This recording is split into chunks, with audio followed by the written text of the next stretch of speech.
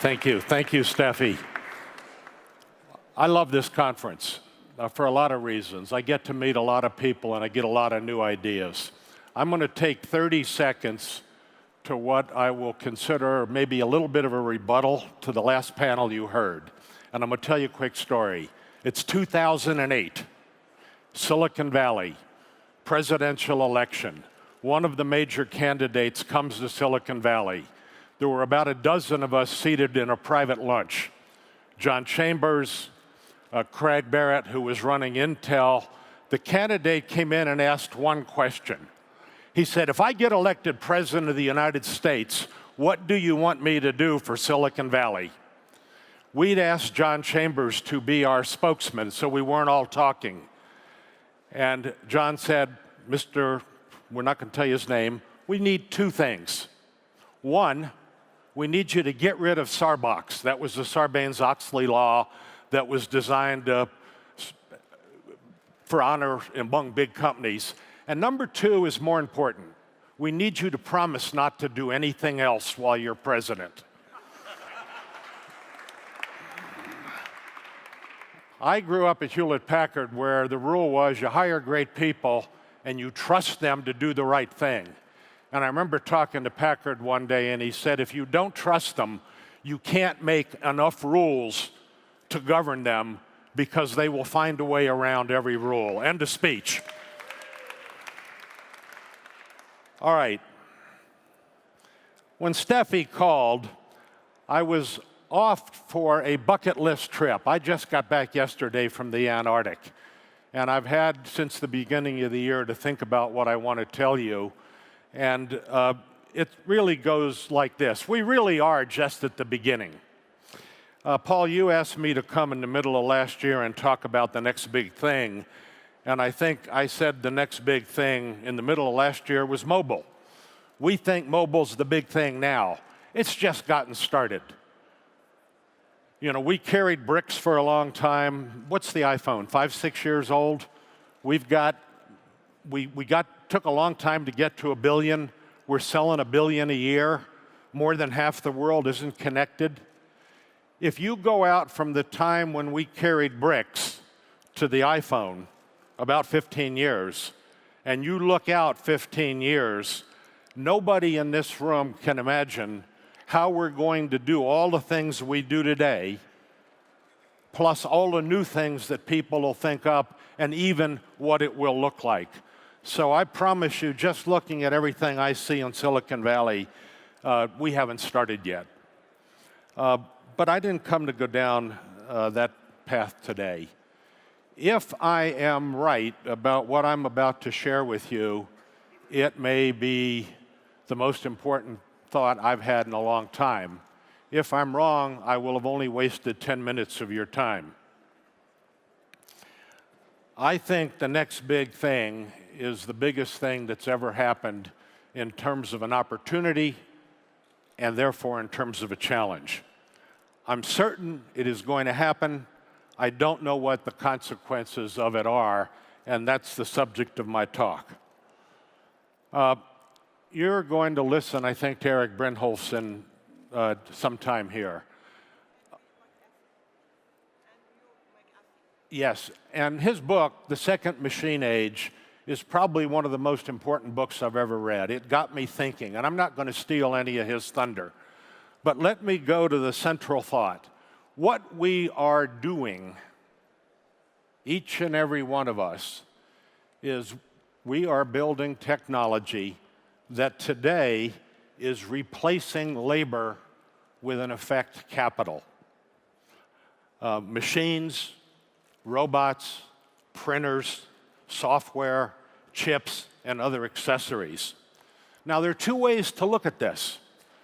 We are freeing up tens of millions of people who had these jobs. Another way to look at it is we can create very, very profitable businesses without having to hire very many people. Let me tell you how I look at it.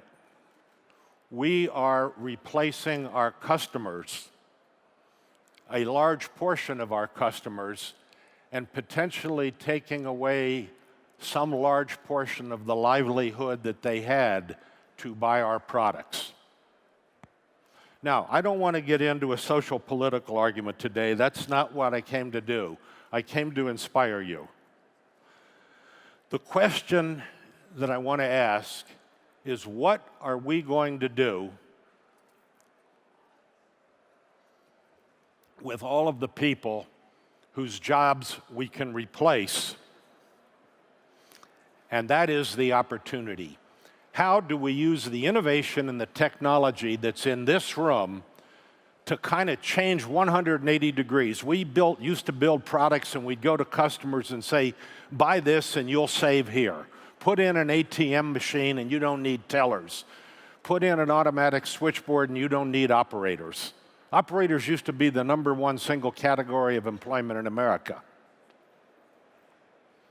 Now, people are sitting here saying, well, you know, we've been hearing about this a long time, and it really hasn't happened yet, and kind of not my problem. Well, there's an old rule, I think it was Prosper at MIT, that said, things take a lot longer to happen than you think they will, and then when they do, they happen 10 or 100 times bigger than you ever imagined. I'll give you 2 quick examples. In 1973, we invented the Ethernet about a mile from where I live at Xerox PARC. And we kept talking about what the Ethernet was going to do. How many conferences, Esther, did you have at the PC where the year of the LAN was going to be the central theme? And we went 10 years, we hadn't sold 1 million chips. We're selling hundreds of millions a year now, so you can't imagine what happens when it goes. My real favorite one was the CD. When the CD came in 87, 86, Bill Gates got all excited about it, and he started having these conferences in Silicon Valley called the Year of the CD. And we did those for what, 6, 7 years in a row, until every PC had a CD, and now none of them do. So, we have infinitely large chips, we have powerful software, we have the cloud, and we have machines that make products. What about the people? There's a myth, and I'm going to tell you it's a myth about, quote, manufacturing coming back to the United States, because people read that and they think that manufacturing jobs are coming back. What's coming back is manufacturing, the products. I'll give you one example, General Electric. When I ran my own startup, which, by the way, was a thing that did communications brains that let robots talk to each other, Jack Welch at GE owned about 1/3 of the company. At that point, their appliance business wasn't doing very well. He shipped the whole thing to Mexico. Took 40 hours to build a refrigerator. Everybody owns a refrigerator, and it cost 40 hours of US labor rates. He could move it to Mexico, do it for $10 an hour.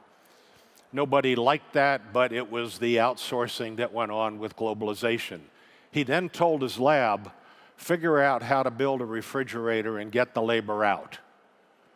Immelt, now for 2 reasons, and I'll tell you both of them, just brought refrigerators back because they now have a technology that will build a refrigerator in 4 hours. So one human being can build a refrigerator to 10 a week instead of 1 a week.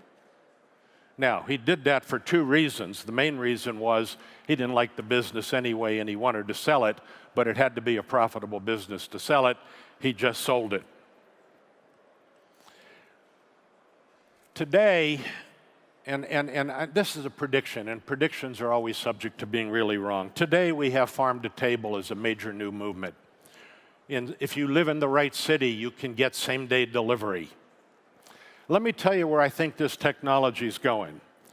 Same-day delivery is going to be supplanted and added to by same-day production, probably done very close to where you live. Now, here's our challenge. Agriculture, industrial, information, 3 ages. I gave a speech at a university I went to at Purdue about, probably 10 years ago, and I'd done some research. 100 years ago in Indiana, 90-some% of the people worked in agriculture. Then Henry Ford came in. When I gave the speech, less than 3% of the people in Indiana worked in agriculture. and they produced more food by an order of magnitude than what happened when 90% of the people worked in ag. Now we've got this transition from industrial, where we've got the GE refrigerator model working in spades, and we have to figure out what to do with those people. We could take the farmer off the farm who worked hard, who had a great work ethic, and in a matter of weeks, we could train him to go in and start working in increasingly advanced industrial production and automation.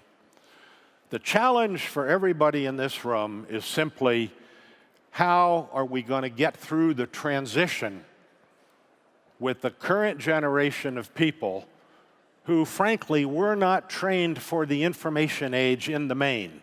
You represent the bulk of the people who were. The majority of the people who are working today were not.